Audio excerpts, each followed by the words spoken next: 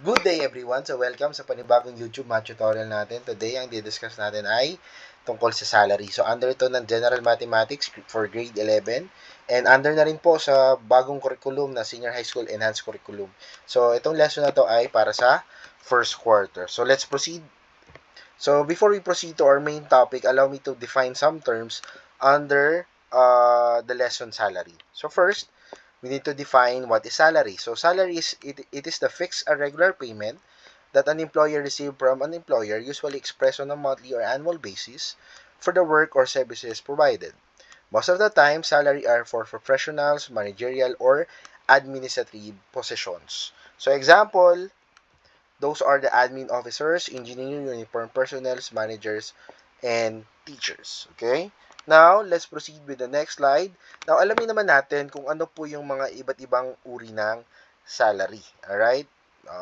Let's start with the basic salary. When we say basic salary, the fixed amount of money an employee receives before any allowances, bonuses, or deduction. So, ito po yung nasa kontrata natin. So, pag pipirma po tayo ng kontrata, nandun na po yung tinatawag na basic salary. So, kapag agree tayo doon sa salary na binibigay sa atin, so pinipirmahan na po natin yung kontrata.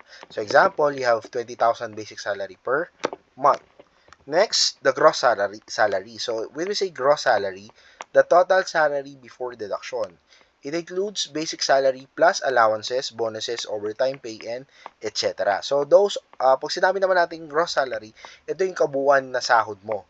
Before bawasan yan ng kung ano-anong kailangang ibawas, like PhilHealth o anong mang contribution, PhilHealth, SSS, Bari din pag late, babawasan din po tayo ng ating mga company. So example, kung basic mo ay 20,000 plus 2,000 transport allowance, 3,000 overtime pay, so overall you have 25,000 pesos gross salary. So ganun po ang gross salary, the total salary before any deductions. Next, the net salary or what we call the take home pay. So ito po yung mga nauuwi sa atin ng mga magulang natin sa kanilang mga trabaho. So after na sila nagtrabaho o after nilang madeduct ng mga kung ano-anong value o kung kailangan i-deduct sa sahod nila, yun po ang tawag naman sa kanila ay net salary. So pag sinabing net salary or the other term is take home pay, the actual salary the actual salary an employee received after taxes, contribution, and other deductions are subtracted from the gross salary. So example, your gross salary is 25,000 minus 5,000 deductions. The take-home pay is 20,000 pesos or the net salary would be 10,000 pesos. Next, the fixed salaries. A regular and consistent payment does not change month to month. So ito po yung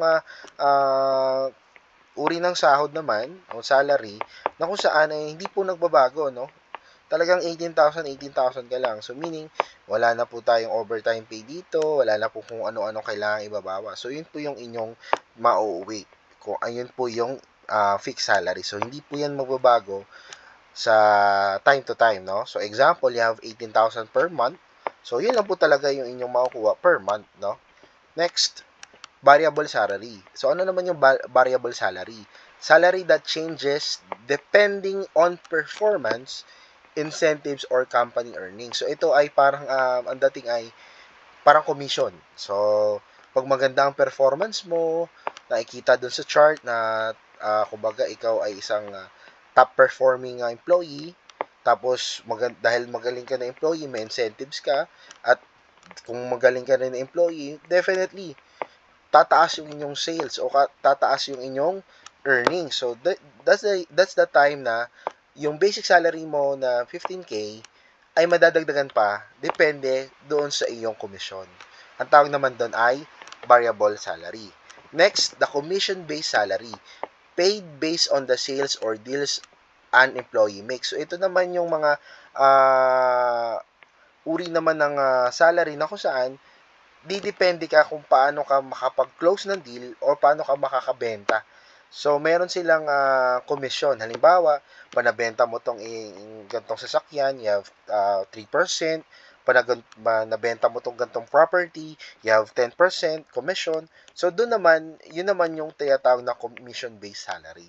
And last but not the least is the bonus salary. So, itong bonus salary, the extra payment given as a reward or incentive. So, maaaring reward, maaaring incentive mo to.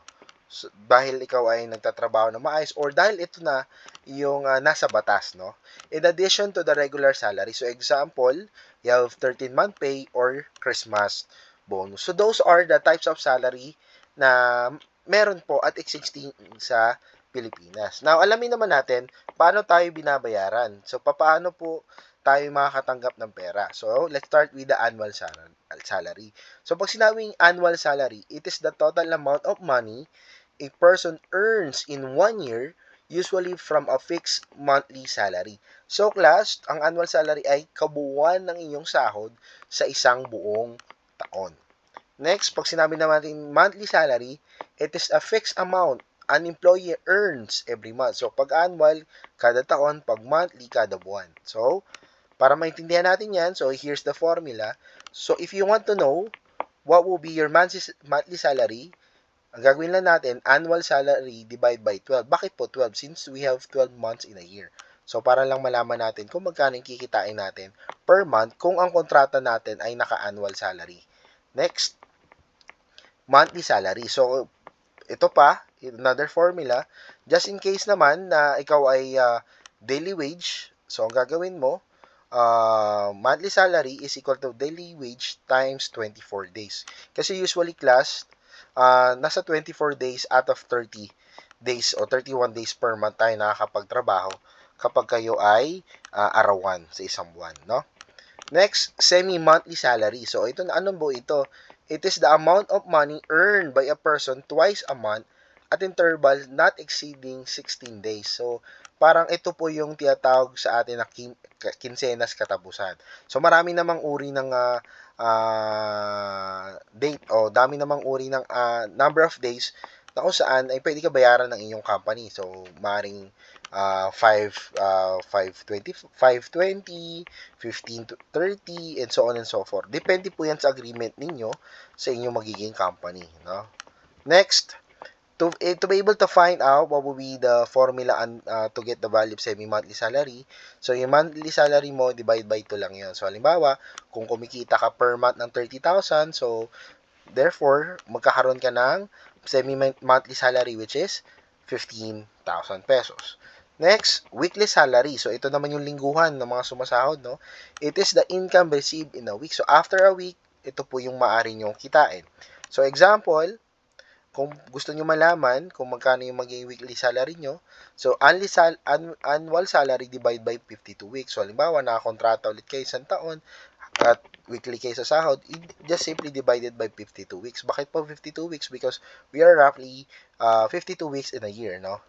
Then, kung gusto mo malaman in terms of daily wage, so, weekly salary is equal to daily wage times 6 days. Kasi usually class, yung salary po o yung ibang trabaho ay 6 na araw po nagtatrabaho sa isang linggo.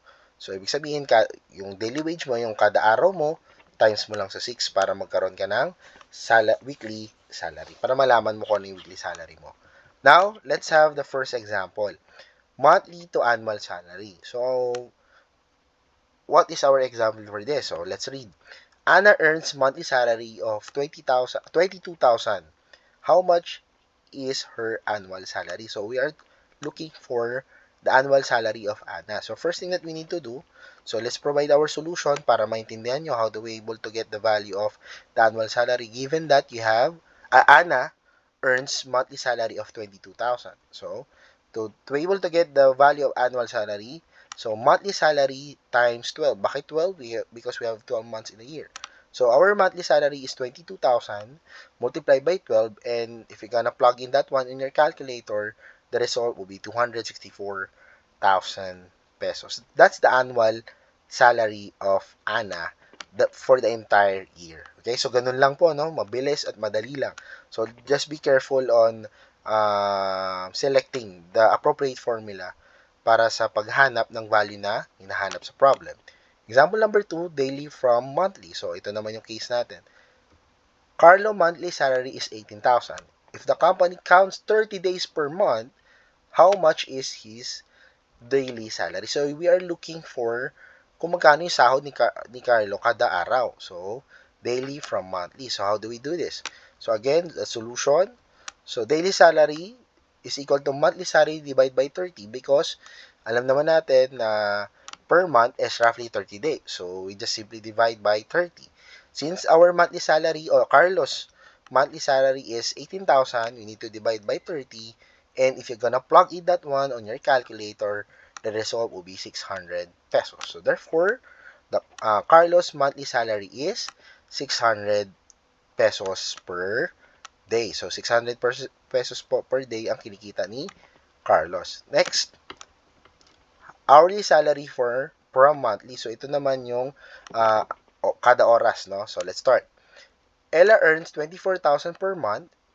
If she works 30 days per month and earns 8 hours per day, how much does she earn per hour? So, let me repeat.